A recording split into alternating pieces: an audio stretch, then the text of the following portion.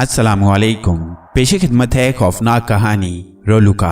ये उन दिनों की बात है जब रोलुका अपने उस्ताद से रूहानियत में दस्तरस हासिल करने के बाद उस्ताद की खिदमत में सुबह शाम लगा रहता था। वैसे तो रोलुका को 14-15 साल से ही रूहानी अलूम में दिलचस्पी होने लगी थी। रोलुका की हर वक्त ये कोशिश होती थी कि उस्ताद के करीब वक्त ज़्यादा गुजारे, क्योंकि रोलुका के जहन में ये बात बैठ गई थी कि उस्ताद के करीब रहने में ज़्यादा फ़ायदा है। जब ज़रूरतमंद आते और उस्ताद को अपनी परेशानियों से आगाह करते तो रोलुका दिल लगाकर ज़रूरतमंद और उस्ताद की बातें सुनता और उस वक्त उस्ताद के बताए हुए सारे काम दौड़ दौड़ कर करता, इसलिए कि उसे ज़्यादा से ज़्यादा वक्त उस्ताद के करीब बैठकर बातें सुनने का मौका मिल सके। उन दिनों जितने भी रूहानी अलूम सीखने वाले शागिर्द मौजूद थे, उन सब में रोलुका बहुत तेज था और रोलुका उस्ताद की उम्मीद से कुछ ज़्यादा ही आगे था। रोलुका के उस्ताद की हैरानी उस वक्त और ज़्यादा बढ़ जाती जब उस्ताद को नजर आता कि रोलुका अपना अमल सीखने के बाद जितना वक्त बचता वो वक्त उस्ताद की खिदमत में गुजार देता। जब उस्ताद बिस्तर पर लेट जाते तो रोलुका अपने काम से फारिग होकर उस्ताद के हाथ पैर और सर दबाने लगता और फिर एक वक्त आता कि उस्ताद की आंख लग जाती और फिर जब उस्ताद की आंख खुलती तो उस्ताद देखते कि रोलुका सादतमंदी से उस्ताद के पैर दबा रहा होता। तो उस्ताद अपनी जगह से उठ बैठते और रोलुका के सर पर शफकत से हाथ फेरकर ढेरों दुआएं देते और फिर हुक्म सादिर करते कि अब तुम जाकर कुछ देर आराम कर लो। उस्ताद की बात सुनकर रोलुका उस्ताद के पास से उठ जाता और फिर अपने बिस्तर पर आराम करने के लिए लेट जाता। फिर बहुत थोड़े वक्त के बाद नए दिन का सूरज तुलू होता तो फिर से रोलुका उठकर अपने मामूलात के काम में लग जाता। और फिर एक वक्त आया कि उस्ताद ने उसे हुक्म दिया कि अब तुम अपने कस्बे में जाओ और मखलूक खुदा की खिदमत में लग जाओ। मुझसे हासिल करदा तरबियत को पूरी जिंदगी के लिए गिरहा में बांधकर यहाँ से जाना और इस पर हमेशा कायम रहना। मेरी दुआएं हर वक्त तुम्हारे साथ रहेंगी और जब मैं दुनिया से कूच कर जाऊंगा तो उसके बाद भी तुम पर मेरी नजरें रहेंगी और वक्त ज़रूरत तुम जब भी मुझे याद करोगे तो मेरी रूह तुम्हारी मदद को फौरन पहुंच जाएगी। मगर मेरे होनहार शागिर्द ये याद रखना कि कभी भी दुनियावी लालच में ना पड़ना, क्योंकि जो लोग दुनियावी लालच में पड़ जाते हैं वो खुद गर्ज बन जाते हैं।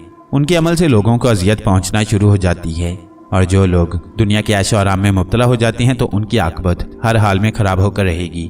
खुदा के बंदों की मदद करते रहना, क्योंकि दुआओं में बहुत असर है। और यह भी याद रखना कि अच्छाई का हमेशा अच्छा अजर मिलता है। और फिर रोलुका अपने उस्ताद की बातों को गिरहा में बांधकर अपने आबाई कस्बे में आ गया और लोगों की खिदमत में लग गया। उन्हीं दिनों एक औरत आई जो कि बहुत ज्यादा परेशान थी। चेहरे पर हवाइयां उड़ रही थीं, जर्द चेहरा, ऐसा लगता था कि जैसे किसी ने उसके चेहरे पर गाड़ी गाड़ी हल्दी मल दी हो। रोलुका के सामने आते ही जारों की तार होने लगी और फिर देखते देखते उसकी हिचकियां बन गईं। उस वक्त रोलुका के करीब 4-5 जरूरतमंद बैठे थे। उस परेशान हाल औरत को देखकर रोलुका फौरन अपनी जगह से उठा और मिट्टी के गड्ढे से एक गिलास ठंडा पानी लाकर औरत को पिलाया। पानी पीने के बाद औरत की हवास कुछ बहाल हो गई तो रोलुका बोला, मोहतरम खातून, आप परेशान ना हो, अपनी परेशानी बताएं। मैं ऊपर वाले की मदद से कोशिश करूंगा कि आपकी परेशानी दूर हो जाए। हौसला रखें, घबराएं नहीं। और फिर रोलुका ने जो उसके पास 4-5 लोग बैठे थे उन्हें फारिग कर दिया और जब वो लोग चले गए तो रोलुका उस औरत से मुखातिब हुआ, मोहतरम खातून, अब आप आराम और सुकून से वो बात बताएं जिसकी वजह से आप इस कदर परेशान हैं। रोलुका की बातें सुनकर औरत को काफी इत्मीनान हुआ और उसके दिल ने गवाही दी कि तुम सही जगह पर आ गई हो और यकीनन इस पहुंचे हुए शख्स के तवस्सुत से तुम्हारी परेशानियां दूर हो जाएंगी। वो औरत बोली, मोहतरम विच डॉक्टर, मेरा दिल गवाही दे रहा है कि मैं ठीक जगह पर पहुंच गई हूँ।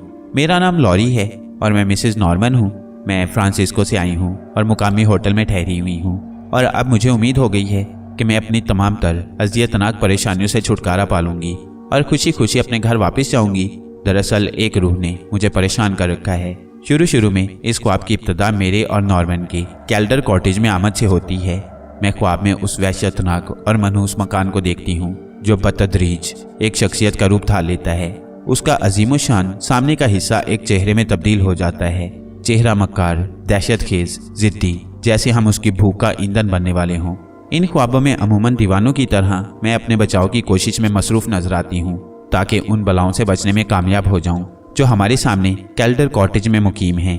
ताज्जुब खेज अमर ये है कि आलम बेदारी के तमाम वाक़यात व हादसात की इब्तिदा भी एक ख्वाब ही से हुई।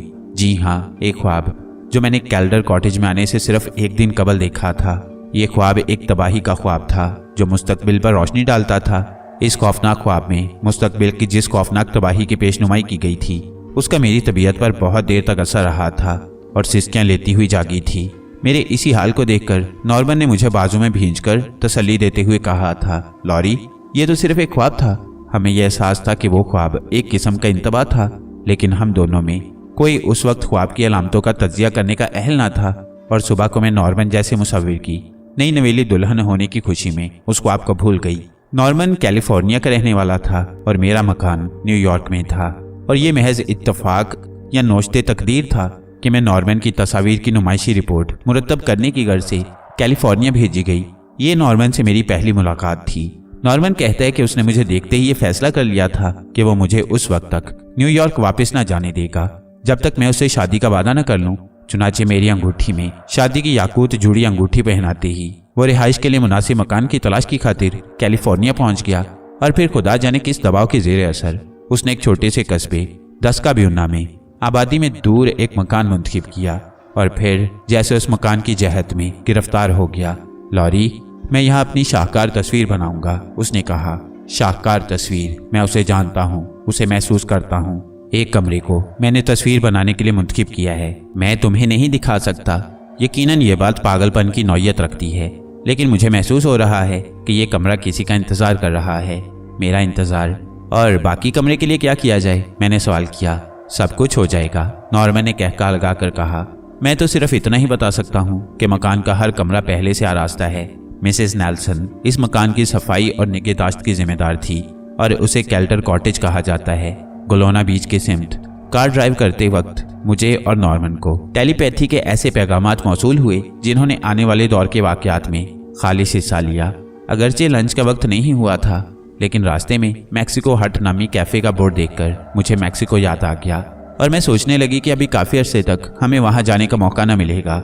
उस वक्त नॉर्मन मुसव्विरों के मुतालिक गुफ्तगू कर रहा था, जिसके लिए गोलोना बीच का इलाका मुंतखब हो चुका था। वो यकायक खामोश हो गया और कार घुमाकर कैफे के सामने पहुंच गया।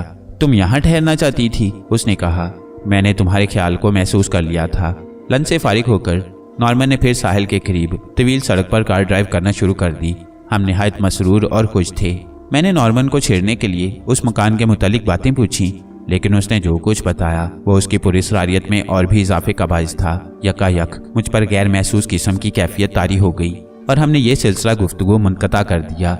और उस वक्त मैं बाएं जानिब समुंदर को देख रही थी, और समुंदर के उफक पर वो खौफनाक और रंग बिरंगे बादल छाए हुए थे जैसे मैंने ख्वाब में देखे थे।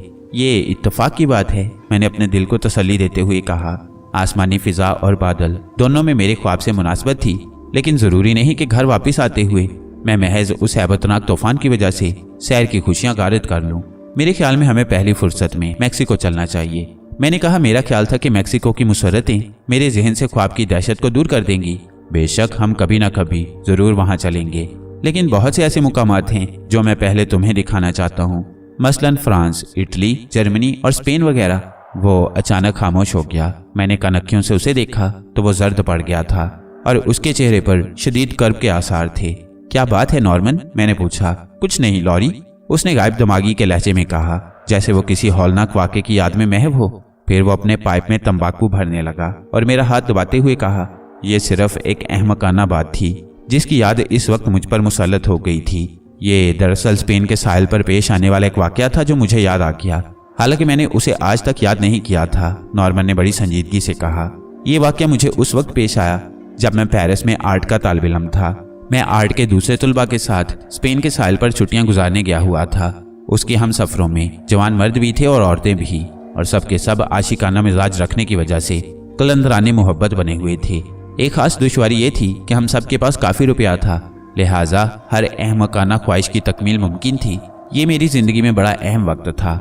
एक सुपहर हम सब सड़क के किनारे कैफ़े में बैठे सुरख रंग की तल्ख शराब पी रहे थे और मुसलसल कहके लगा रहे थे, जिसका सबब जवानी, सेहत और हर किस्म की बेफिक्रे के सिवा कुछ न था। अचानक चीथड़ों में लिपटी हुई एक बुढ़िया आई और मेरे सामने कुर्सी पर बैठ गई।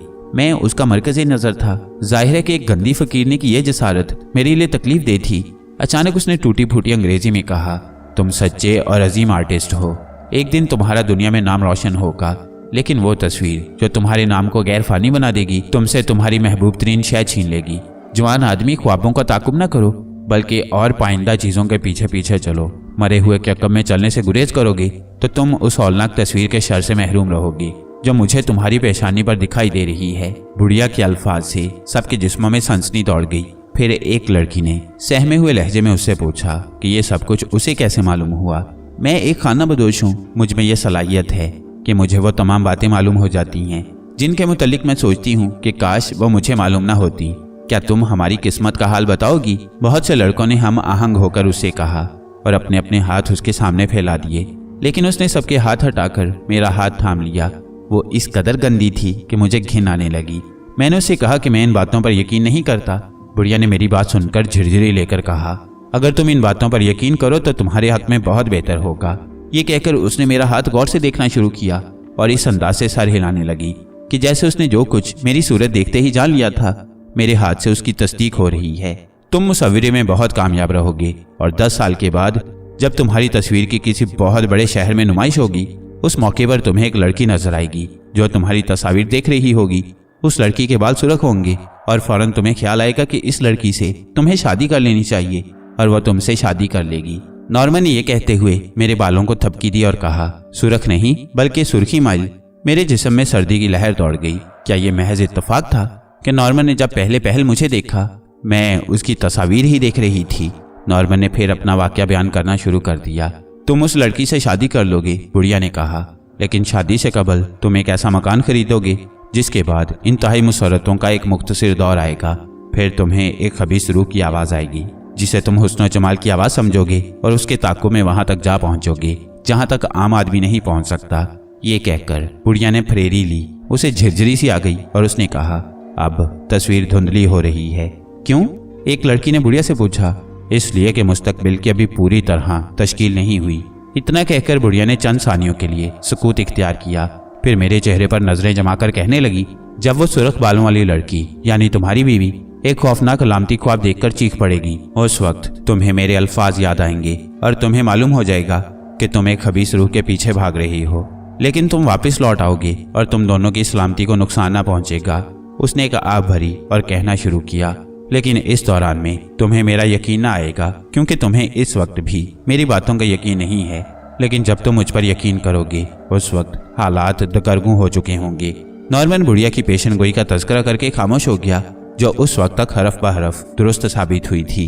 मैं सन्नाटे में आ गई और मैंने समुद्र के उफक पर छाए हुए उस हैबतनाक और गूनागून रंगों के अबर से आंखें हटाने के लिए कार के सामने सड़क पर देखना शुरू कर दिया। अब मैं उस पुरस्कार मकान के मुतालिक कुछ कहना चाहती हूँ जो कीमत अदा करके खरीद लेने की बिना पर हमारा हो चुका था, लेकिन हकीकतन हमारा ना था। जिस वक्त पहले पहल नॉर्मन के साथ मैं उस मकान में वारिद हुई तो मुझे महसूस हुआ कि उसका माहौल तिलिस्मी ही नहीं बल्कि जहर आगी ही भी था। बाग में अजीब अजीब फूल खिले हुए थे जिनकी महक जहरीली महसूस हो रही थी। उस मनहूस मकान यानी कैल्डर कॉटेज के पेश बाग में कदम रखते मुझे महसूस हुआ कि वहां सिर्फ वही चीज पनप सकती है जो मनहूस और जहरीली हो। ये तो कॉटेज नहीं मालूम होती, मैंने नॉर्मन से कहा, लेकिन उसने मेरी कैफियत और इज़्तिराब का अंदाजा करते हुए कहका लगाया। मकान के बैरूनी हिस्से की सफ़ेदी खाकस्तरी रंग इख्तियार कर चुकी थी। खुदा जाने ये मकान कब से मकीनों को तरस रहा था। अंदर दाखिल होते ही मेरी और नॉर्मन की अजीब हालत हो गई और ऐसा महसूस हुआ कि उसके अंदर हर चीज़ हमारी मुंतजिर है।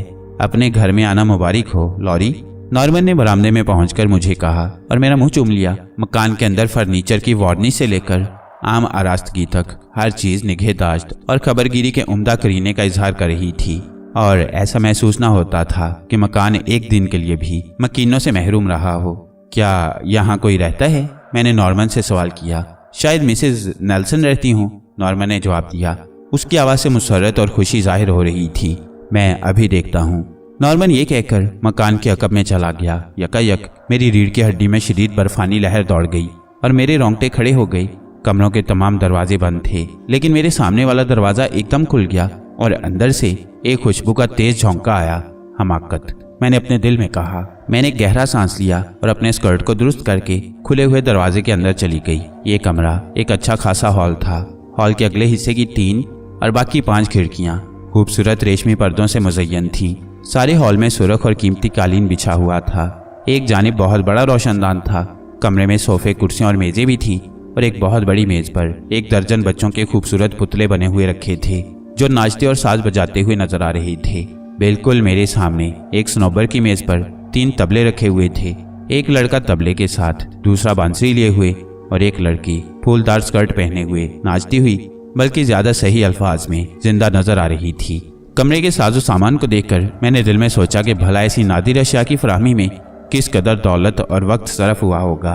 भला ऐसे आरास्ता मकान को कौन छोड़कर जा सकता है। इसमें शक नहीं कि यह मकान माँ जुमला शाह के हमने खरीद लिया था, लेकिन दिल गवाही दे रहा था कि हम इसके मालिक नहीं हो सकते और इस मकान की कोई चीज हमारी मलकियत नहीं बन सकती। बच्चों के पुतलों को देखकर मैं खौफ से कांप रही थी। उनके तबस्सुम चेहरे आंसुओं से भीगे हुए नजर आ रहे थे। वो सचमुच के जिंदा बच्चे तो थे नहीं, पुतले और सिर्फ पुतले, लेकिन उनमें अगर कोई माफूकुल फितरत बात न थी तो मुझे खौफ क्यों आ रहा था। यकायक कमरे में सुरख रोशनी फैल गई। मेरा दिल खौफ से उछलकर हलक में आ गया। होताई। यह आवाज बिल्कुल साफ और वाजे सुनाई दी। यह आवाज बिल्कुल मेरे पीछे से आ रही थी। मैं पीछे की तरफ घूमी और मेरे देखते ही सारे कमरे में फैली हुई रोशनी सिमट कर एक नीले रंग की जार में समा गई। कोई यकीनन मेरा जायजा ले रहा था, लेकिन कौन और कहां से। उस कमरे में दाखिल होने का कोई दूसरा दरवाजा न था। खिड़कियों पर लगा हुआ कागज सालम था और इस अमर का सबूत पेश कर रहा था कि उन्हें खोला नहीं गया। यकायक दरवाजा खुद ब खुद बंद हो गया। मेरे मुंह से चीख निकली ही थी कि फिर खुल गया और मुझे कमजोर सी हंसी आ गई। सामने नॉर्मन खड़ा हुआ था। उसने कमरे में आकर खिड़कियां खोली और सूरज की जर्द रोशनी सुर्ख कालीन पर बाहर दिखाने लगी। नॉर्मन की मौजूदगी से मेरा जहन खौफ से खाली हो गया। नॉर्मन, मेरा ख्याल है कि सिर्फ इस कमरे की देखभाल के लिए 1 दर्जन मुलाजमों की जरूरत पेश आ सकती है। मैंने खुश मिजाजी के मूड में कहा। नहीं लॉरी, नॉर्मन ने बड़ी जिंदा दिली से कहा। मिसेस नेल्सन मकान में मौजूद न थी। वो एक ऐसे आदमी को जानती हैं जो इस मकान के करीना आराई से मानूस है। इसके अलावा कल सुबह खुद यहाँ आएंगी। अच्छा, मैं अब वो कमरा देखना चाहती हूँ जिसमें तुम अपनी मास्टरपीस तस्वीर बनाओगे, मैंने कहा, और वो मेरे करीब आया। यकायक उसके चेहरे का रंग मुतगय्यर हो गया और उसने झिल्ला कर कहा, मैं तुम्हें किसी कीमत पर अभी या शायद कभी वो कमरा नहीं दिखा सकता। मैं हैरत से उसका मुंह तकने लगी। मुझे अपने कानों पर यकीन नहीं आ रहा था। मैं तुम्हें अपना कमरा नहीं दिखा सकता, नॉर्मन ने कहा। उसकी आवाज बिल्कुल नामानूस। वो चंद लम्हे कबल मुझे अपना कमरा दिखाने पर खुशी से रजामंद था, लेकिन अचानक तब्दीली कैसे रूनमा हो गई। आखिर उस पर कौन सी ताकत ने अपना तसल्लुत जमा लिया। मैंने करीब पहुंचकर उसके हाथ अपने हाथों में ले लिए, लेकिन उसने बड़ी दुरुस्ती से कहा, मैं इस बारे में कोई बात सुनने को तैयार नहीं हूँ। ये मेरा कतई फैसला है। नॉर्मन ने इस अंदाज और लहजे में कहा जैसे मैं उसके लिए कतई अजनबी हूँ। मैं बहुत ज्यादा मगमूम और दिल बर्दाश्ता होकर रोती हुई दोबारा हॉल में चली गई। नॉर्मन भागकर मेरे पीछे आया और मेरे कंधों पर हाथ रखकर कहने लगा, लॉरी, मुझे बेहद अफसोस है। वो कमरा सिर्फ मेरा है, सिर्फ मेरा। इस बात का अब मुझे पूरा एहसास हुआ है। क्या तुम मेरा मतलब समझ गई हो? हाँ, मैं समझ गई हूँ, मैंने कहा। दर्द की एक लहर मेरे दिमाग में उठी, लेकिन फौरन ही एक अंदरूनी कुव्वत ने मुझे मजबूर किया कि मैं नॉर्मन पर अपनी तकलीफ और इस्तराब को जाहिर न होने दूं और नॉर्मन को उस पुरस्कार कुव्वत के इशारे पर काम करने दूं जो उसे यकायक अपने फैसलों और मेरे साथ अपना रवैया तब्दील करने पर मजबूर कर देती है। सब ठीक है नॉर्मन, मैंने मुस्कुराते हुए और अपनी आवाज़ को नॉर्मल सतह पर लाते हुए कहा। तुम्हें यह खास कमरा मुबारक हो। मैं जानता था कि तुम मामला फहमी का सबूत दोगी। नॉर्मन ने मुझे निहायत पुरजोश अंदाज में गले लगाते हुए कहा, आओ अब पूरे मकान का जायजा लें। यकायक मुझे हॉल में रखे हुए लड़कों के पुतलों के खौफ ने आ दबाया और वक्ती तौर पर अकली तोजी और दिल में ओ वाहमा और कुछ नहीं कहने की हर तदबीर रायगां हुई। लेकिन नॉर्मन ने अपने मखसूस कमरे के सिलसिले में जो रवैया इख्तियार किया था उसके पेश नज़र मैं उस पर अपना खौफ और अपने एहसासात जाहिर न कर सकी और उसके पीछे पीछे हॉल के अंदर बालाई मंजिल के जीने के करीब पहुंची।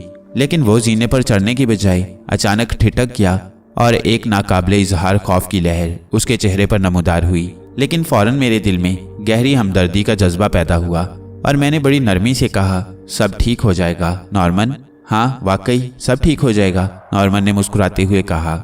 लेकिन क्या ठीक हो जाएगा, हम दोनों में कोई भी ना जानता था। मुझे नाकाबिले इजहार तौर पर इस अमर का एहसास ही नहीं बल्कि इल्म हो गया था कि इस मकान में हम जैसे मुर्दों के साथ मुकीम हैं जो जिंदा हैं, लेकिन जब तक वो मुनासिब ना समझें, नजर के सामने ना आएं। बालाई मंजिल के हॉल में 9 दरवाजे थे जो 9 कमरों के थे। मैंने उनके मुतल्लिक मुस्कुराते हुए नॉर्मन से कहा, आखिर हम 2 मियाँ बीवी इन कमरों का क्या करेंगे? ये सामने वाला कमरा तो रॉजर के लिए मखसूस होगा, नॉर्मन ने खुश तबई के साथ कहा। कौन रॉजर? मैंने हैरत से पूछा। ये हमारे पहले बच्चे का नाम होगा, नॉर्मन ने बड़ी शौकी और शरारत के लहजे में कहा, मैं इतना बड़ा कमरा अपने बच्चे के लिए क्यों कर पसंद कर सकती हूँ, ख्वाह उसका नाम रॉजर रखो या पेंटर। मैंने भी उसी शौकी से जवाब दिया, और इस कमरे में हम जेंट को रखेंगे। नॉर्मन ने बड़ी संजीदगी से कहा, नाम तो सही लो बंदे खुदा, जंट नहीं जैनेट। बहरहाल मुझे नामों से कोई दिलचस्पी नहीं। मैंने भी संजीदगी से कहा, लेकिन मैंने जेंट क्यों कहा, ये नाम मेरी जुबान पर क्यों आया। नॉर्मन की आवाज़ फिर बदल गई, इसलिए कि जैनेट नाम की किसी लड़की या औरत का तुम्हारे माजी से ताल्लुक है। मैंने गैर इरादी तौर पर तंजिया लहजे में जवाब दिया। नॉर्मन मेरी बात सुनकर कुछ परेशान सा हो गया और कहा, जहाँ तक मुझे याद है मैं जैनेट नाम की किसी औरत से वाकिफ नहीं हूँ। ज़रा याद करने की कोशिश करो, कोई भूरे, सब्जे, सुर्ख या काले बालों वाली महबूबा जिसे तुमने अपने कार में तफरीह करवाई हो। मैंने तंज को वाजे करते हुए कहा, लॉरी मेरा हाफजा इतना कमज़ोर नहीं हो सकता। नॉर्मन ने मेरे तंज को महसूस करते हुए कहा, जैनेट नाम की किसी लड़की से मेरा कोई वास्ता नहीं रहा। आह गरीब जैनेट, तुझे किस कदर जल्द भुला दिया गया। मैंने तंज में कमी ना करते हुए कहा, प्यारी जैनेट, तू मेरे माजी के किस गोशे में छुपी हुई है। तूने तो मेरी बीवी को हसद से पागल बना दिया है जालिम। नॉर्मन ने भी तंज का लहजा इख्तियार किया, लेकिन उसके चेहरे पर बेचैनी के आसार और ज्यादा नुमाया हो गई। दूसरे दिन नॉर्मन ने शहर से तस्वीर कशी का तमाम सामान लाकर उस कमरे में रख दिया जो उस जैनेट के लिए मखसूस किया था। अगरचे वो कतई तौर पर मुझे वो कमरा दिखाने से माजूरी जाहिर कर चुका था, लेकिन मेरे दिल में ये जानने की ख्वाहिश करवट ले रही थी कि उसमें क्या है और नॉर्मन उसके मुतल्लिक इतना हसास क्यों है कि वो मुझे दुख पहुंचाने से भी गुरेज नहीं करता।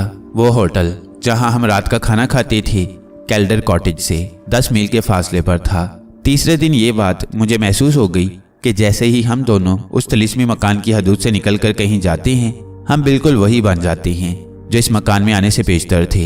ये एहसास अपने होटल जो बोल्ड राउकस इन कहलाता था उसमें पहुंचकर और भी शदीद हो गया। हम दोनों एक कैबिन में थे और होटल के हॉल से मौसीकी की हल्की हल्की आवाज़ हमारे कानों तक पहुंच रही थी। हम हमेशा इसी तरह खुश रहेंगे लॉरी, नॉर्मन ने जज्बातियत से भरपूर लहजे में कहा। और फिर उसी मोहब्बत और गर्मजोशी के माहौल में हम दोनों ने खाना खाया और फिर अपने तिलिस्मी मकान की जानिब रुख किया। मैं उसी मकान में रहने पर मौसर एहतजाज कर सकती थी, लेकिन कोई पुरस्कार कुव्वत मुझे सब कुछ देखने और खामोश रहने पर मजबूर कर रही थी। घर पर पहुंचते ही जैसे हम शब ख्वाबी के लिए बालाई मंजिल के हॉल में पहुंचकर अपने कमरे में जाने लगे, नॉर्मन ने जैनेट के कमरे के सामने रुककर कहा, लॉरी क्या तुम जेंटे को शब बखैर कहोगी। ये कहकर वो हंसने लगा। आपकी महबूबा का नाम जैनेट था सरकार। मैंने बड़े तंजिया अंदाज में जवाब दिया। उसने मेरी बात जैसे सुनी अनसुनी कर दी और फिर एक सहरज़दा की तरह ये नाम दोहराने लगा, जेंटे जेंटे जेंटे। बेशक जेंटे ही सही नाम हो सकता है। मुझे पहली बार ख्याल आया कि जैनेट गलत नाम था। दफअतन हॉल में एक सर्द हवा का झोंका आया। वाकई ये आंधी थी। मेरे बाल उड़ने लगे और सारा जिस्म कपकपाने लगा। बड़ी सर्द हवा चल रही है नॉर्मन, मैंने कपकपाते लहजे में कहा। क्या फजूल बातें करती हो लॉरी, इस जगह तो सख्त गर्मी है। नॉर्मन ने जैसे ख्वाब से चौंक कर कहा। कमरे में नॉर्मन मुझे सोता छोड़कर चला गया। मुझे रात में कई बार एक ख्वाब नजर आया। एक औरत बड़ी दर्दनाक आवाज में पुकार रही थी, जेंटे जेंटे। मैं बेदार होते होते भी नीम बेदारी की हालत में ये आवाज़ सुन रही थी। रफ्ता रफ्ता मैं बेदार हुई और आवाज़ दूर होती चली गई। फिर एक वाज़े आवाज़ गूंजी, होताई, अभी नहीं, अभी नहीं। मेरा एक हाथ मसैरी के नीचे की जानिब लटक रहा था।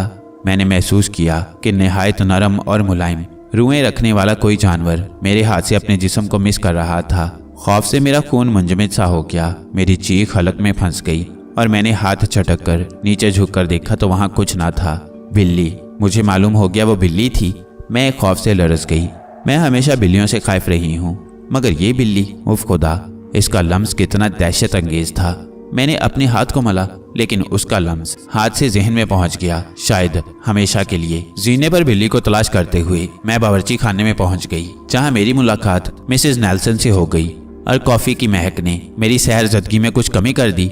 मैं मिसेस नेल्सन से अपना तारुफ करवाते हुए बिल्ली का जिक्र किया और पूछा कि उसने तो नहीं देखा। मिसेस नेल्सन ने बताया कि उसने कोई बिल्ली नहीं देखी, अलबत्ता मेरे नाश्ता करने के दौरान वो बिल्ली को तलाश करेगी। मैं कोई चीज़ नहीं खा सकती जब तक कि उस बिल्ली को इस मकान से बाहर न निकाल दिया जाए। मैंने हिस्टीरिया के अंदाज में उससे माजरत ख्वाही के अंदाज में कहा। ये बात अगरचे अहमकाना थी, ताहम मैं उस खौफ पर काबू नहीं पा सकती जो मुझ पर काबू पा चुका है। तकरीबन 1 घंटे तक मैंने और मिसेस नेल्सन ने घर का कोना कोना छान मारा, मगर बिल्ली ना नजर आई। तो मिसेस नेल्सन ने मुझसे पूछा, आपको यकीन है कि आपने बिल्ली को ख्वाब में नहीं देखा? कहीं ऐसा तो नहीं कि नई जगह होने की वजह से आपको वो चीजें ख्वाब में नजर आ रही हों जिससे आप डरती हों? मैंने उसके लम्स को महसूस किया है, ये शायद ख्वाब में भी मुमकिन है। और चूंकि हकीकी बिल्ली ना तो घर में मौजूद है और ना इतनी जल्दी गायब हो सकती है, इसलिए आपका ये ख्याल दुरुस्त हो सकता है कि मैंने ख्वाब देखा होगा, मैंने जवाब दिया। मिसेस नेल्सन बड़ी पसंदीदा सिफात की हामिल थी, जिसकी वजह से उसकी शख्सियत पुरकशिश बन गई थी। उसके खावंद का कई साल पेशतर इंतकाल हो चुका था और उसके बच्चे बड़े होकर इधर उधर चले गए थे। उसकी आमदनी का वाहिद जरिया किसी खुशहाल घराने का काम था, जिसे वह बड़े सलीके से इंजाम देती रहती थी।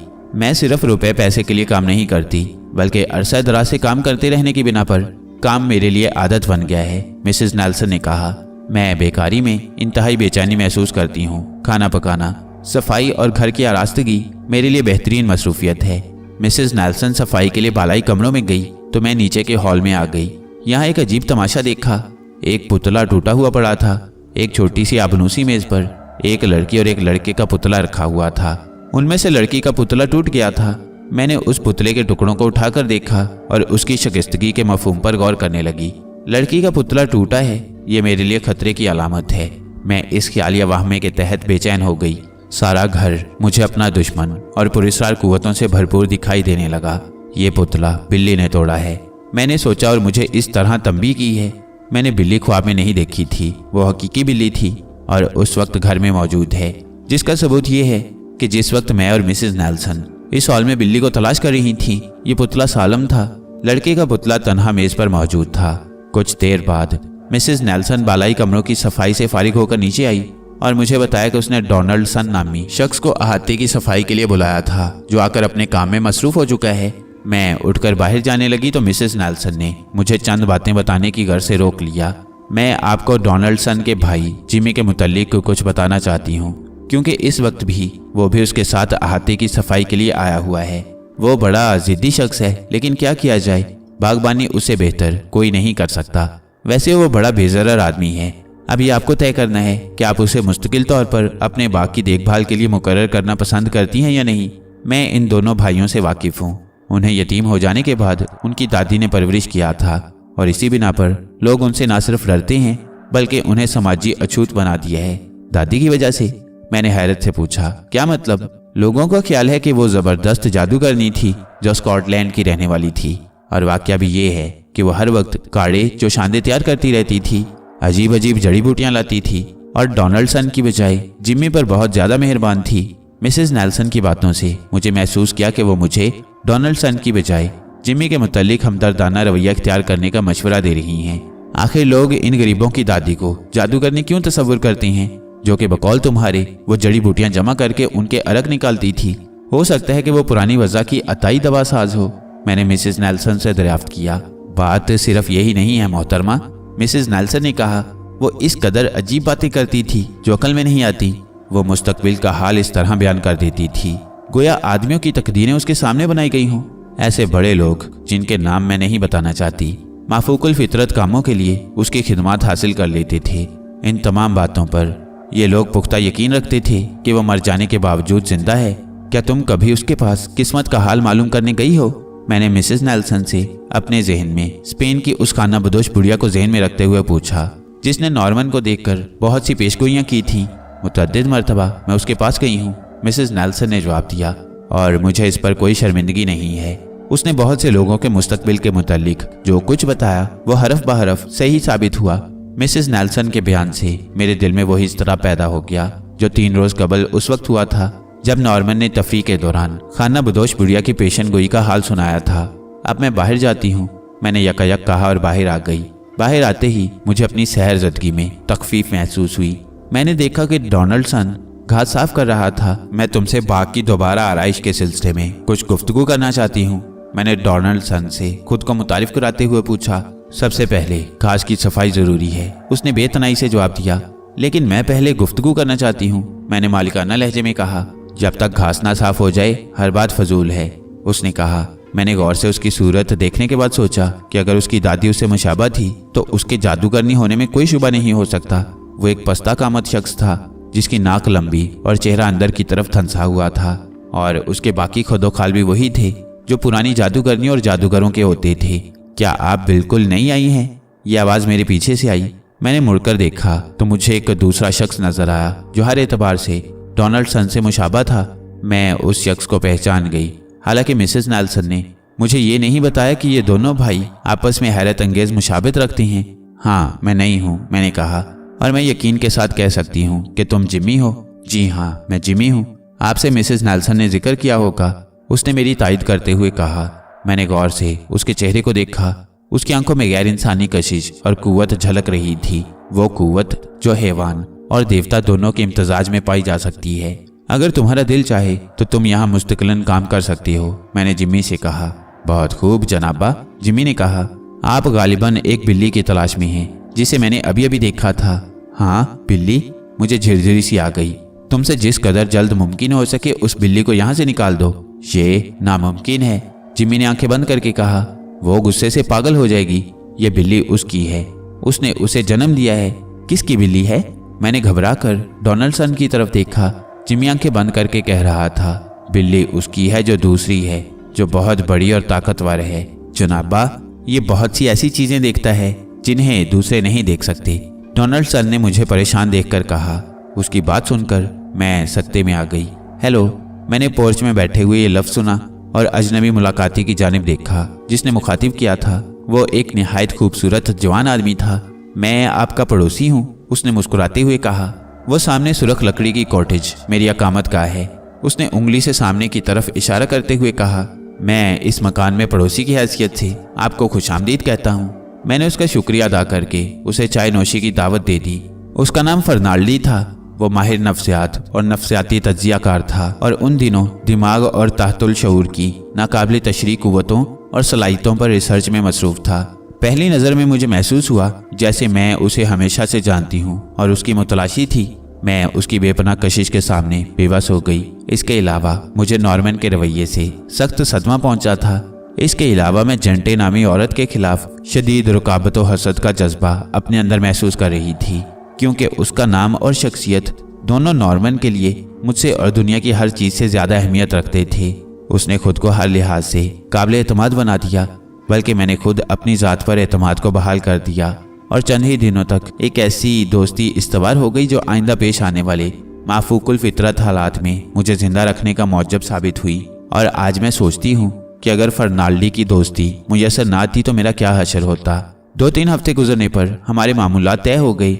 नाश्ते के बाद नॉर्मन जंटे के गुंबदी कमरे में अपना मास्टरपीस बनाने के लिए बंद हो जाता और मैं अहाते और बाग की देखभाल के लिए बाहर आ जाती। शाम के वक्त फर्नाल्डी आ जाता और मूड की मुनासबत से नॉर्मन भी गुफ्तगू में हिस्सा लेता, वरना हम दोनों को छोड़कर हॉल में जाकर पियानो बजाने लगता।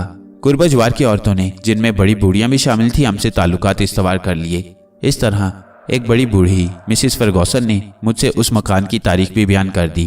मिसिस फर्गूसन के बयान के मुताबिक इस मकान को एक बिल्डिंग कॉन्ट्रैक्टर जॉर्ज कैल्डर ने बनाया था। मकान की तामीर के दौरान उसकी बीवी मालिंडा कैल्डर हामिला और बीमार थी।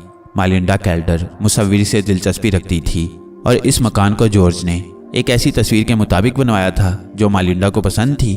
और जॉर्ज कैल्डर ने बड़े फख्र से कहा था कि हमारे पहले बच्चे की विलादत अपने ज़ाती मकान में होगी। कमज़ोरी और बीमारी के बावजूद मालिंडा और जॉर्ज दोनों मसरूर और पुरुमीद थे। उसे डॉक्टर ने भी यकीन दिलाया था कि परेशान होने की ज़रूरत नहीं।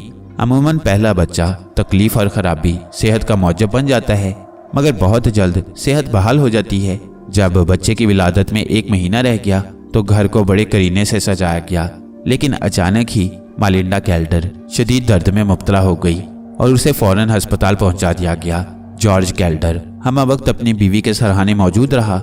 38 घंटे शदीद दर्द के बाद एक निहायत खूबसूरत और तवाना बच्चा पैदा हुआ, लेकिन वो मुर्दा था। मालिंडा की सेहत दुरुस्त हो गई, लेकिन मुर्दा बच्चे की विलादत का सानेहा उसके जहन पर छा गया। पहले बच्चे की परवरिशगाह के तौर पर जो कमरा मखसूस किया गया था, उसकी जानिब देखकर दोनों का गम ताज़ा हो जाता था। ताहम डॉक्टर उन्हें तसल्ली देकर कहता था कि उनके यहाँ इतने बच्चों की विलादत भी मुमकिन है कि कमरे भर जाएं। जॉर्ज इस अमर से खुश था कि उसने पूरी तरह घर की आराइश का एहतमाम नहीं किया था, जिसकी वजह से मालिंडा के लिए मसरूफ रहने की सबील पैदा हो गई थी। कुछ अरसे में मालिंडा दोबारा हामला हुई और इस मर्तबा भी दर्द अचानक शुरू हुआ और अस्पताल में खूबसूरत लेकिन मुर्दा बच्चे की विलादत हुई। दूसरे मुर्दा बच्चे की विलादत के बाद से मालिंडा कैल्डर ने बच्चों के खूबसूरत पुतलों की फराहमी से दिलचस्पी लेना शुरू कर दी। जॉर्ज कैल्डर ने उसके इस शौक को पसंद करते हुए उसकी हौसला अफजाई की। जॉर्ज की दौलत में बेपनाह इजाफा हुआ। मालिंडा पुतलों के जोड़े पसंद करती, लेकिन एक मर्तबा उसने 3 पुतले खरीदे और टेबल पर रख दिए, जिनमें 2 लड़कों और 1 लड़की का पुतला था। उसने ये तमाम पुतले यकबारगी नहीं बल्कि कई सालों की मुद्दत में खरीदे थे। इस अरसे में मालिंडा के 6 बच्चे पैदा हुए, जिनमें 5 मुर्दा थे और 1 जिंदा रहा। वो 8 बच्चों में वाहिद बच्चा था जिसे 2 साल की जिंदगी नसीब हुई और एक रात वो पुरस्कार तौर पर फौत हो गया। बज़ाहिर डॉक्टर ने उसकी मौत का सबब नमूनिया को करार दिया। जॉर्ज और मालिंडा दोनों ने उसे अच्छी भली हालत में रात पालने में सुलाया था, जबकि सुबह को वो मुर्दा पाया गया। जॉर्ज और मालिंडा दोनों इस सदमे से निढाल हो गए। उन्होंने उस मकान को मकफल करके एक औरत को उसकी निगहदाश्त पर मामूर कर दिया ताकि वो हफ्ते में एक बार उसकी सफाई कर दिया करे, और हर चीज़ यहाँ छोड़कर चले गई, हत्ता कि वो बच्चों के पुतलों को भी यहीं छोड़ गई। मालिंडा उन पुतलों को अपने मुर्दा बच्चों का नेमुल बदल समझकर तस्कीन पाती थी, लेकिन आखिरी बच्चे रॉजर की पैदाइश और 2 साल तक जिंदा रहने की वजह से शायद उसे उन पुतलों से भी दिलचस्पी न रही होगी। रॉजर मिसेस फर्गूसन से मालिंडा कैल्डर के आखिरी बच्चे का नाम सुनकर मुझे झिरझिरी आ गई। नॉर्मन ने यही नाम अपने पहले बच्चे के लिए तजवीज़ किया था, लेकिन जंटे क्या मालिंडा की किसी बच्ची का नाम था? मैंने मिसेस फर्गूसन से सवाल किया। मुझे मालूम नहीं, मिसेस फर्गूसन ने उसी अंदाज में कहा जैसे वो याद करने की कोशिश कर रही हो। इस मरहले पर करीब था कि मैं मिसेस फर्गूसन को उस घर में होने वाले वाक़यात बता देती और बच्चों के उन खौफनाक पुतलों का भी जिक्र कर देती जो मुझे खौफनाक तौर पर जिंदा नजर आती थी। लेकिन मेरे ख्यालात का धारा दूसरी जानिब मुड़ गया और मैं सोचने लगी कि नॉर्मन ने भी मुझसे इसी तादाद में बच्चों की ख्वाहिश का इजहार किया था। बाद अज़ा मुझे ख्याल आया कि एक कमरे को उसने अपने पहले रॉजर की परवरिशगाह के तौर पर मुंतखब किया था। कहीं वही कमरा मालिंडा कैल्डर के 2 साल तक जिंदा रहने वाले बच्चे रॉजर की परवरिशगाह तो नहीं था। मुझे ख्याल आया कि मिसेस फर्गूसन अपनी उम्र और मालिंडा कैल्डर के हालात से मुकम्मल तौर पर बाखबर होने की वजह से मेरे इस सवाल का जवाब दे सकती है। चुनाचे मेरे पूछते ही उसने मेरे शुबे को यकीन में बदल दिया। उसने उसी कमरे की जानिब इशारा किया जिसे नॉर्मन ने अपने मुतवक्का बच्चे रॉजर की परवरिशगाह के लिए मुंतखब किया था। मिसेस फर्गूसन के जाने के बाद मेरी बेचैनी में इजाफा हो गया। अब मुझे जंटे का अक़दा हल करना था। मैं पोर्च से उठकर हॉल में आ गई। मिसेस फर्गूसन के जाने के बाद मेरी बेचैनी में इजाफा हो गया। अब मुझे जंटे का अक़दा हल करना था। मैं पोर्च से उठकर हॉल में पहुंच गई तो यकायक बच्चों के पुतले हरकत करते हुए मेरे पास आ गई। उन्होंने मेरे स्कर्ट को छुआ और बड़ी खौफनाक आंखों से मेरी जानिब देखकर रक्स करने लगे। खौफ की शिद्दत ने शायद मेरी आवाज़ के उज़लात पर भी काबू पा लिया था, इसलिए मेरी चीख ना निकल सकी और अपनी तमाम कुव्वतों को मजतमा करके मैं जो कुछ कर सकती थी वो ये था कि भागकर हॉल से बाहर आ गई। यहाँ मिसेस नेल्सन और जिमी की आवाज़ों ने किसी हद तक माहौल को नॉर्मल बना दिया, लेकिन मेरा ये यकीन पुख्ता हो गया कि मैं उन लोगों में घिर चुकी हूँ जो मर चुके हैं लेकिन जिंदा हैं। लेकिन यह भी एहसास हो गया कि उनका हदफ मेरी ज़ात होगी। मैं बाहर से दोबारा ख्वाबगाह में जाने के लिए पोर्टिको में दाखिल हो गई। नॉर्मन जीने से उतरकर नीचे की जानिब आ रहा था। उसने गायब दिमागी से मेरा बोसा लिया। उस वक्त उसके जिस्म से लेवेंडर की खुशबू आ रही थी, जबकि तस्वीर कशी की मसरूफियत के लिहाज से उसके लिबास से पेंट और तारपीन की बू आना चाहिए थी। तुम सच्ची आर्टिस्ट नहीं हो नॉर्मन, मैंने मुस्कुरा कर कहा। तुम्हारे कपड़ों से पेंट और तारपीन की जगह लेवेंडर की महक आ रही है। मैंने अभी तस्वीर बनाना शुरू ही नहीं किया लॉरी, नॉर्मन ने तासुफ के लहजे में कहा और मैं सन्नाटे में आ गई। आखिर वो तमाम दिन जंटे के कमरे में बंद होकर क्या करता रहता है, और तस्वीर का आगाज ना करने पर तो मेरी जात से उसकी बेपरवाही इंतहा को पहुंच गई है। खुदा जाने तस्वीर बनाने के दौरान क्या सूरत पैदा हो। रात के खाने की मेज पर भी नॉर्मन बुझा बुझा सा था, ताहम फर्नाल्डी ने मुझे इस बात को महसूस न होने दिया। गालिबन मैं उसे हसीन नजर आने लगी थी। रात को बमुश्किल तमाम तकरीबन 12 बजे मेरी आंख झपकी, लेकिन चंद घंटे बाद अचानक जाग उठी। कैल्डर कॉटेज के कदीम अलार्म ने 3 बजाए। मैंने करवट लेकर देखा तो नॉर्मन गायब था।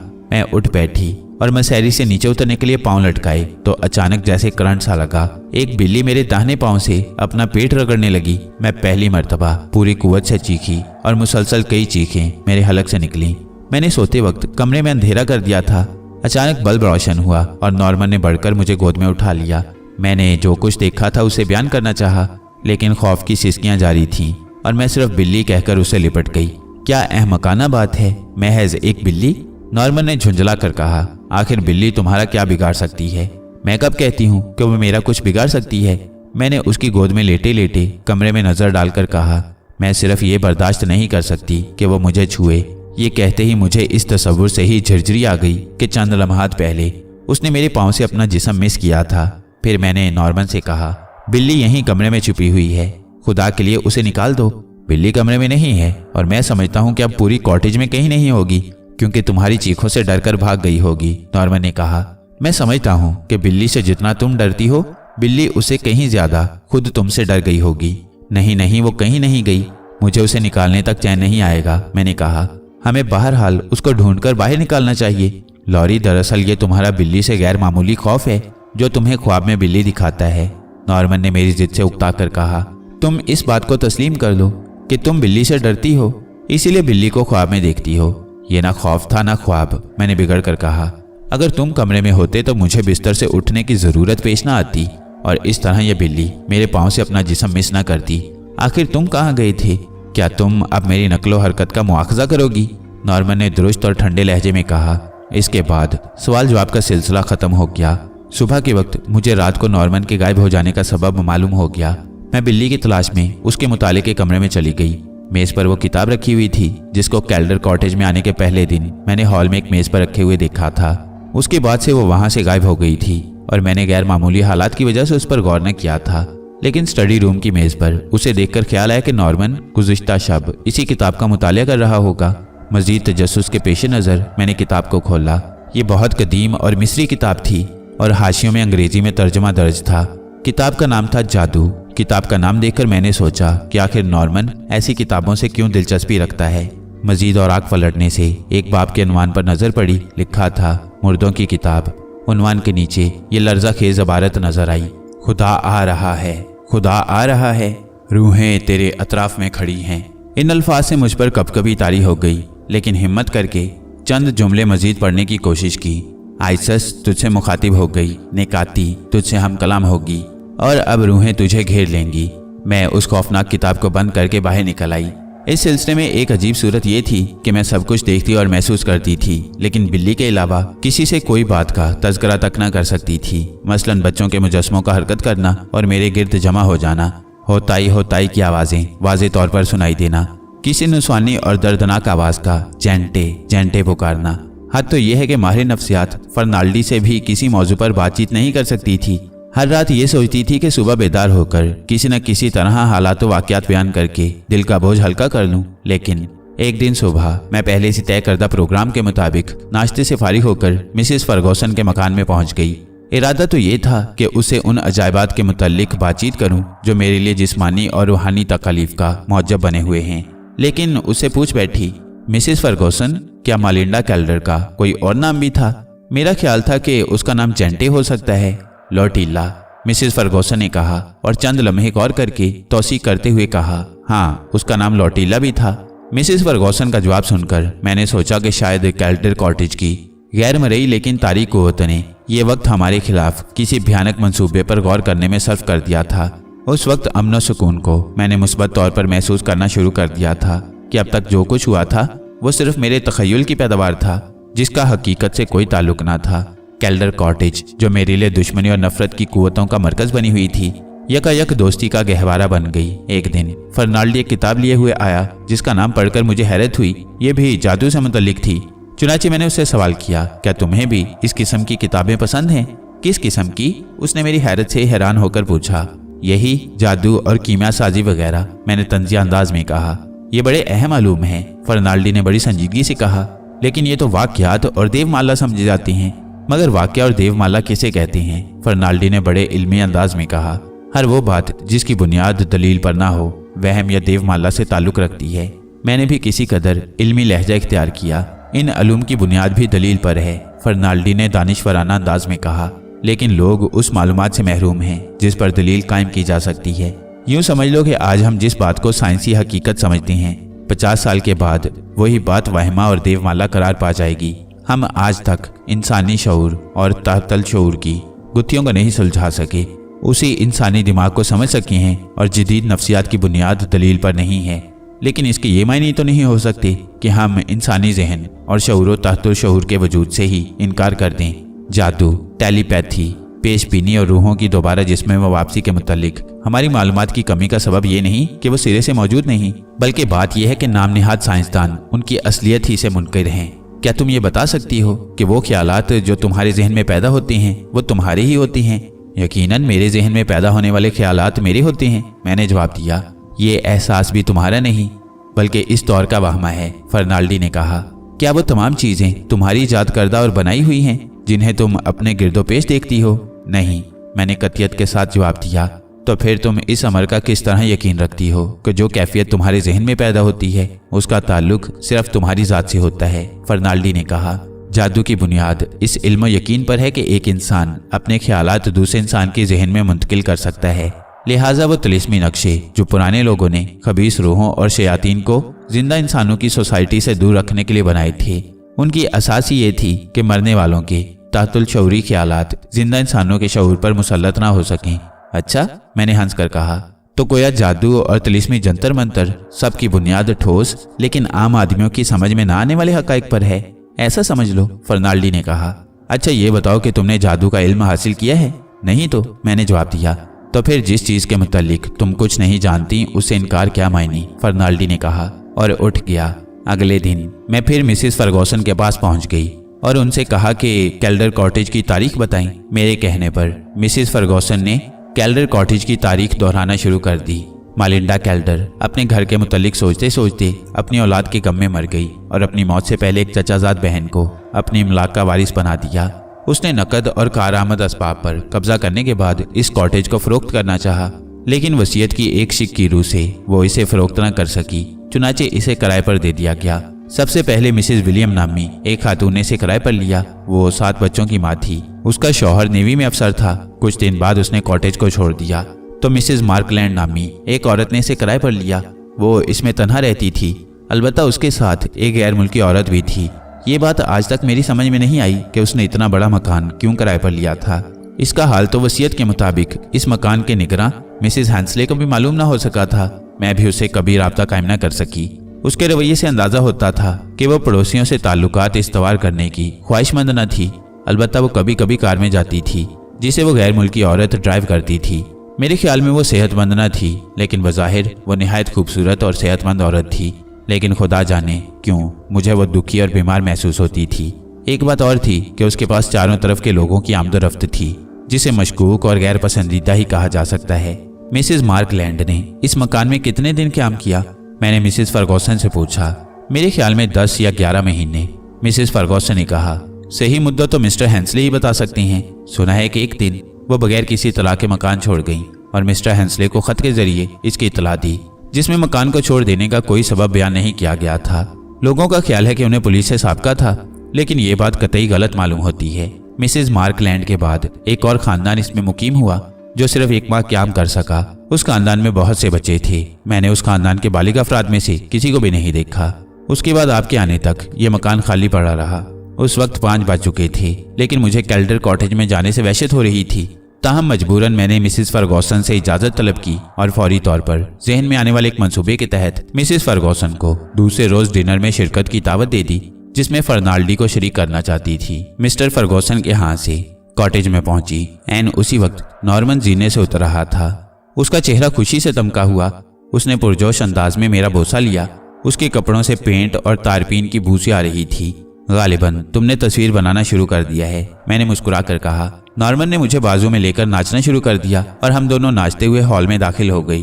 और उसने दोबारा कहा, हाँ मैंने अपनी जिंदगी की बेहतरीन तस्वीर बनाना शुरू कर दी है। और फिर मुझे गोद में उठाकर आहिस्ता आहिस्ता स्प्रिंगदार सोफे पर डाल दिया और इस तरह देखने लगा जैसे कोई फातिह मफ्तू को देखता है। मैं बेहद मसरूर हूँ नॉर्मन, मैंने उसकी मुसर्रत और खुशी में हिस्सा लेते हुए कहा और वो अपने पियानो पर एक दिलकश धुन बजाने लगा। अगली रात मिसेस फर्गूसन और फर्नाल्डी डिनर पर पहुंच गई।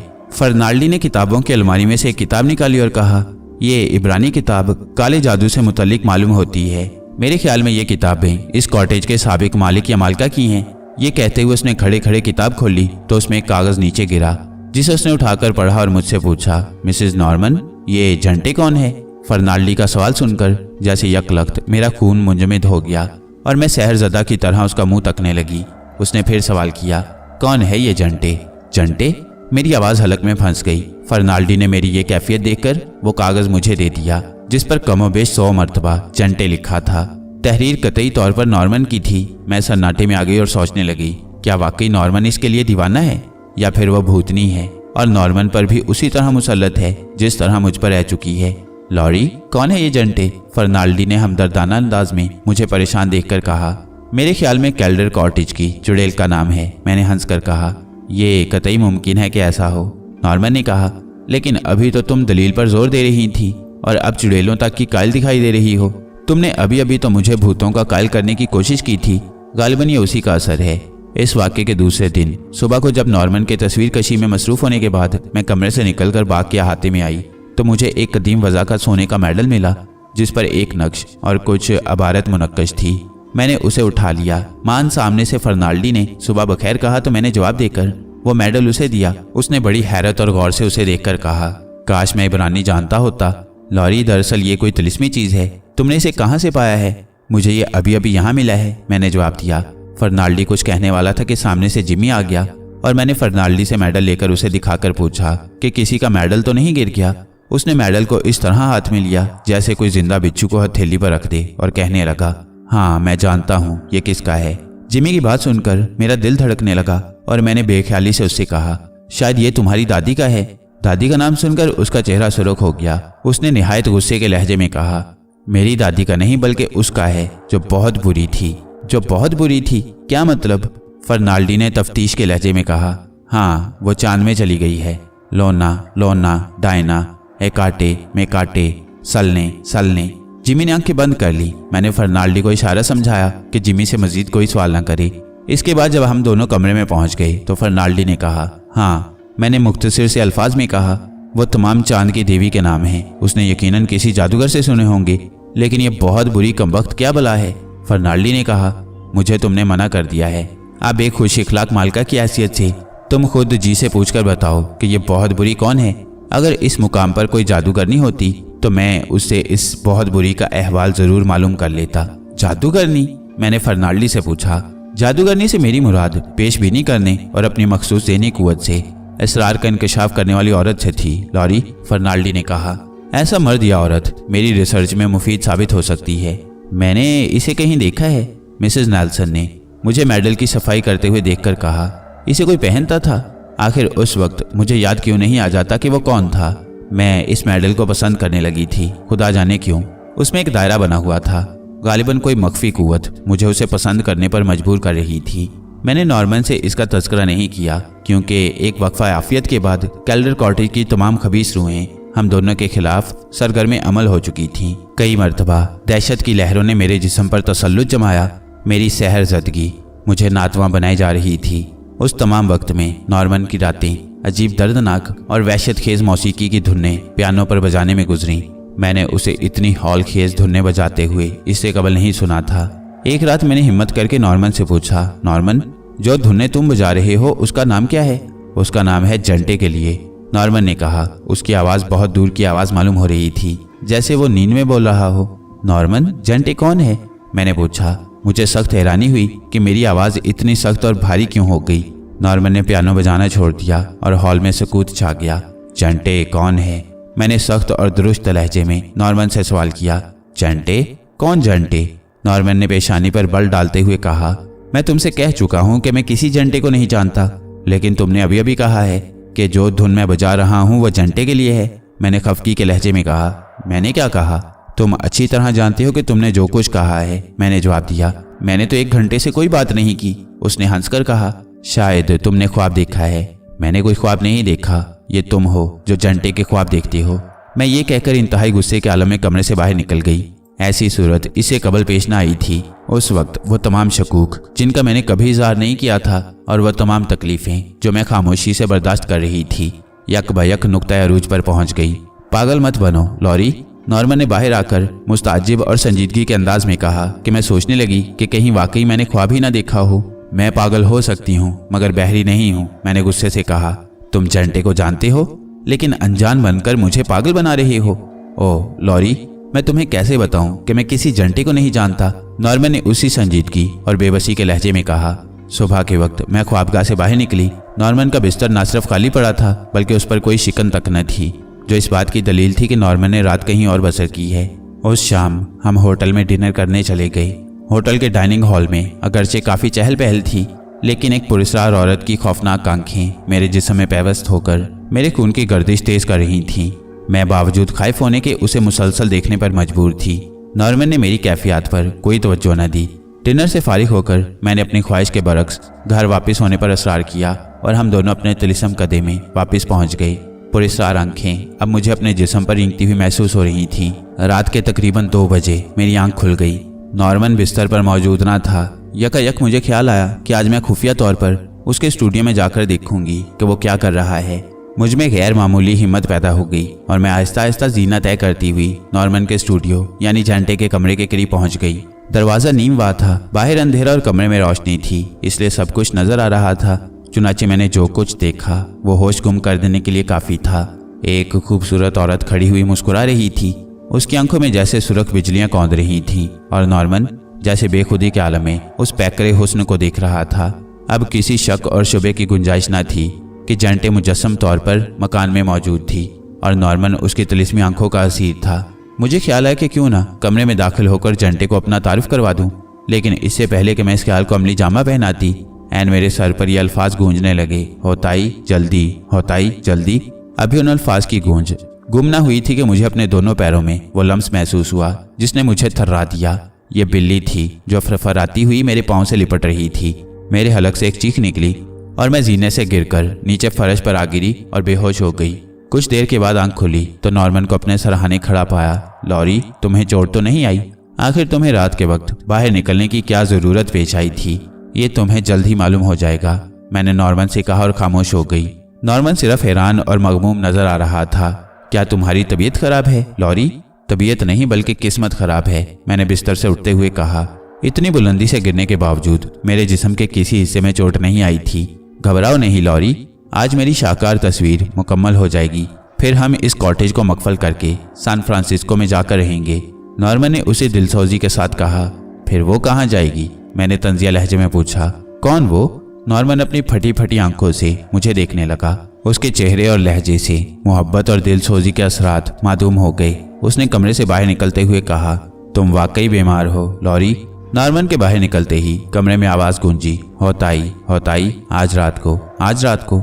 ये अल्फाज सुनते ही मेरे जिस्म में एक सनसनी दौड़ गई, लेकिन दहशत की बजाय दिल में मुकाबले की ख्वाहिश पैदा हुई और मैंने चीख कर कहा, अच्छा अच्छा होताई की खाला, आज रात को तेरा मेरा फैसला हो जाएगा। आखिर दिन गुजर गया और रात हो गई। डिनर के बाद मुझ पर ऐसी गहरी नींद तारी हो गई गोया मैंने कोई ख्वाबावर दवा इस्तेमाल कर ली हो, लेकिन अचानक मेरी आंख खुल गई। नॉर्मन बिस्तर पर मौजूद ना था। दफअतन मुझे स्टूडियो से चीखों की आवाज़ सुनाई दी। ये आवाज़ बिलाशुबा नॉर्मन की थी।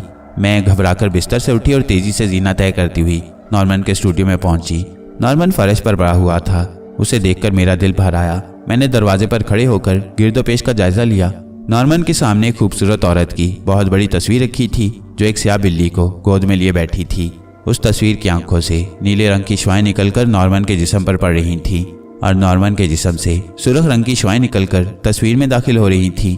इस दहशतनाक मंजर को देखकर मैं लरज़ गई, लेकिन दिल मजबूत करके मैंने करीब करीब चीख कर कहा, खबरदार होताई, मैं आ पहुंची हूँ। अभी मेरे मुंह से जुमला पूरा ना हो सका था कि फ्रेम से एक औरत निकलकर सामने आ गई और उसने अपना स्कर्ट उठाकर कहा, ओ मुर्दार, कहाँ चली गई? अब वार कर।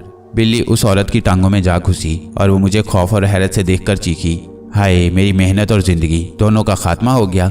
मैं आगे बढ़ी। वो बिल्ली को हाथों में उठाकर तस्वीर के फ्रेम से चिपक गई और यकायक सुर्ख रंग की भाप में तब्दील होकर गायब हो गई। मैं दौड़कर नॉर्मन के पास पहुंची, उसकी नब्ज टटोली और कान लगाकर दिल की हरकत सुनी। वो सिर्फ बेहोश था।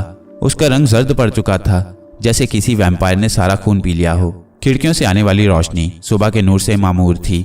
मैंने चाहा कि दौड़कर मिसेज नेल्सन को मदद के लिए बुलाऊं।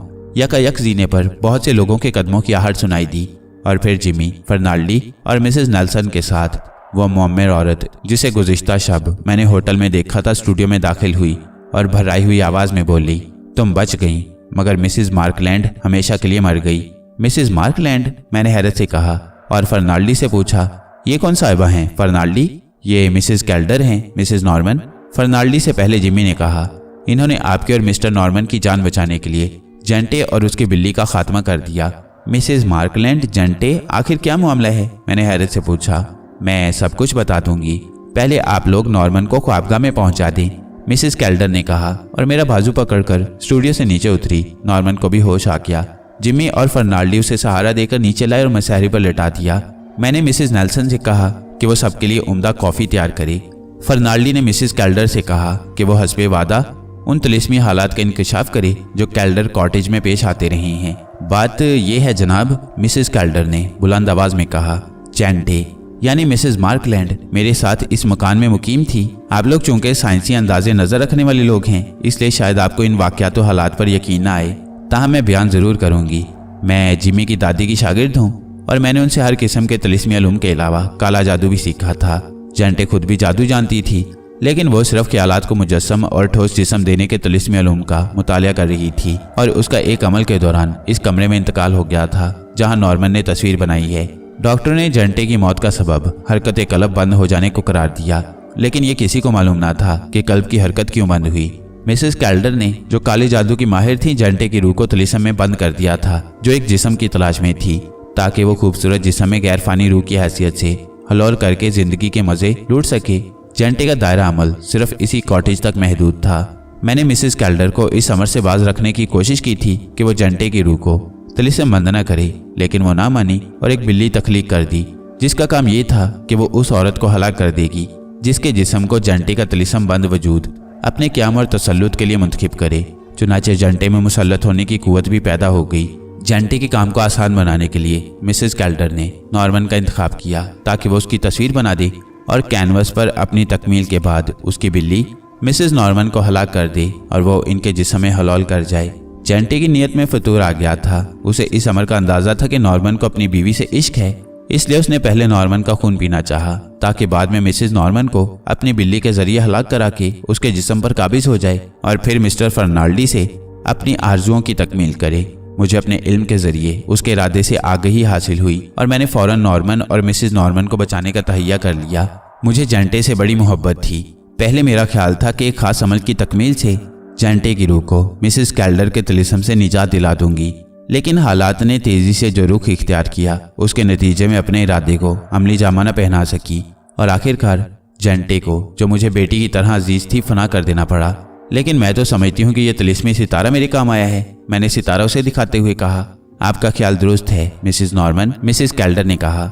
यह सितारा जिमी की दादी की रूहानी हदायत के मुताबिक मैंने ही भिजवाया था। जेंटे जिस तिलिस्म में गिरफ्तार थी वो चांद से ताल्लुक रखता था, जबकि इस तिलिस्मी सितारे का ताल्लुक मरीख से है, इसीलिए इसे मुकाबले में फतह हुई। मेरा ख्याल था कि अपने तिलिस्म को टूटते हुए देखकर कहीं मिसेस कैल्डर खुद मैदान में ना आ जाए, इसलिए मैं खुद इस मुकाम पर दूर दराज का सफर तय करके वारिद हुई, लेकिन वो ना आई और मेरी महबूब जेंटे का खात्मा खुद मेरे हाथ से हो गया।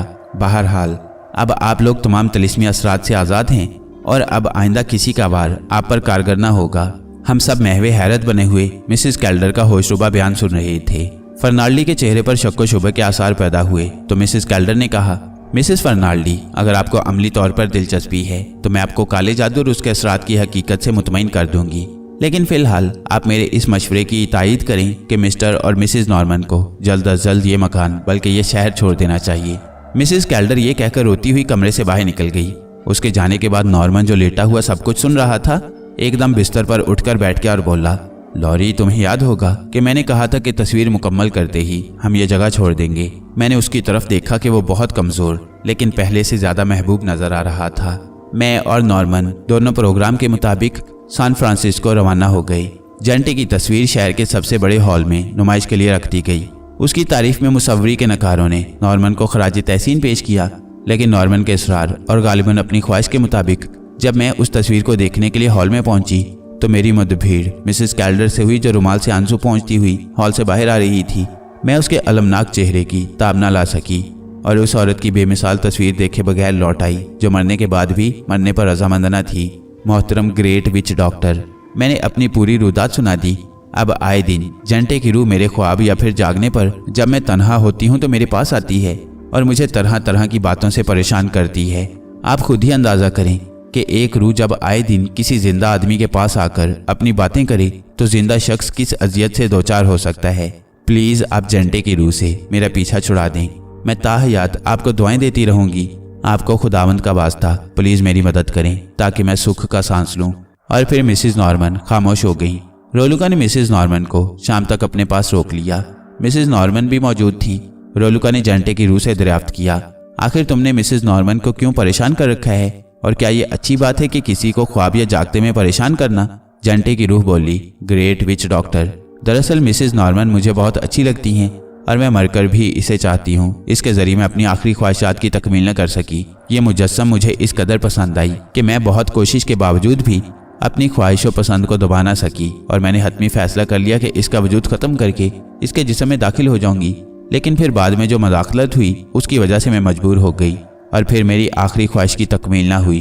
विच डॉक्टर, और फिर अब आपकी मदाखलत से मैं हमेशा हमेशा के लिए इसकी ज़ात से सोच से भी अलग हो जाऊंगी। ये मेरा आपसे वादा है कि मैं कभी भी इसके करीब नहीं आऊंगी। खैर, रोलुका ने जंटे की रूह से मिसिज नॉर्मन का पीछा छुड़ा दिया। रोलुका की बात मानकर जंटे की रूह ने आइंदा मिसिज नॉर्मन को तंग करने या उसके ख्वाब में आने से इनकार कर दिया। मिसिज नॉर्मन खुशी से फूले न समा रही थी। मिसिज नॉर्मन ने रोलुका का बहुत बहुत शुक्रिया अदा किया और ताहयात दुआएं देने का वादा करके वो वापस चली गई सैन फ्रांसिस्को।